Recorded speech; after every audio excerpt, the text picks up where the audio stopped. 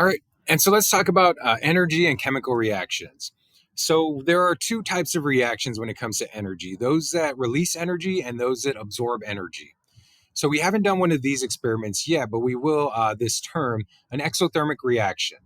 These are reactions that release energy and the energy exits into the environment, right? So they will heat up, right? So we're going to see this in a little bit. The temperature of surroundings increase because energy is released, right? So if you light a match and you put your hand around it, you're going to feel the temperature of because your hand is in that the surroundings, right? So you're going to feel that energy in the form of heat touching your hand when you light a match. So lighting a match is an example of an exothermic reaction, right? So a firework is an example, and here below we have a few other ones. Digesting food is a type of exothermic reaction, and that's why you get energy, right? Because when that happens, it releases energy, and you get to use that energy to fuel your body. Decomposition is another type, and we saw that earlier as a chemical reaction, and a decomposition actually releases energy. And so, or heat. And so you will see that when things are decomposing, heat is being released into the environment. Burning fuel, same thing, right? And that's why people do it sometimes. They burn fuel to get that heat, or even sometimes light, right? And we don't really rely on that too much. Well, I guess some coal factories that create electricity, but in our homes we use electricity, but even that sometimes is fueled by burning fuel, right? So exothermic reactions may also give off light. Think of something like this, right? You have this oil spill, and in this oil spill, the fuel is burning. It's releasing heat, and you can see the heat is coming up because of the smoke, and you can see the light, right? You can see the flame in there. And again, digesting your food is an example of an exothermic reaction, right? Releases the energy that fuels your body.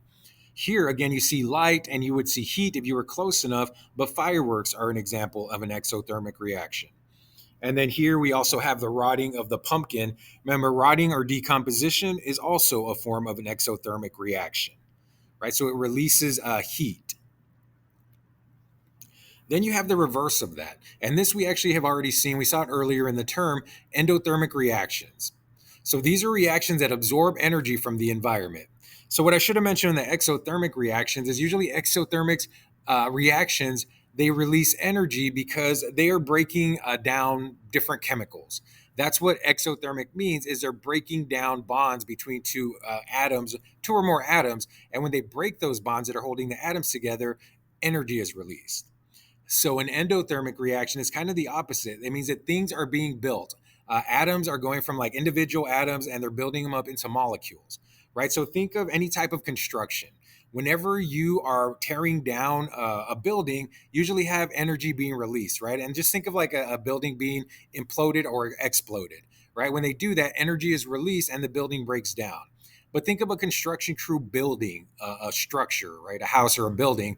When they are creating that structure, they use energy, right? They have to use their energy into creating that. Same thing with an endothermic reaction.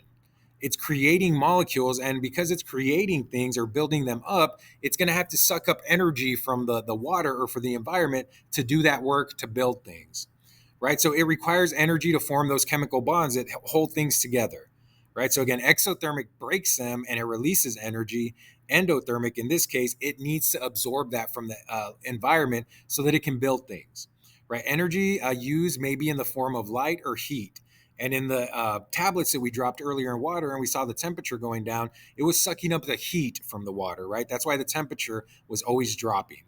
And you see here, may but not always see a drop in temperature. So again, you don't always see it, but in the Alka-Seltzer experiment we did, we saw that. And even in the balloon and the vinegar baking soda experiment, I also mentioned to you that when I felt the balloons, they felt cold to the touch, which means that this was an endothermic reaction because it was sucking up the energy from the water.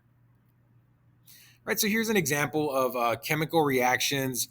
Uh, Photosynthesis, right? So the process of photosynthesis is basically showing you that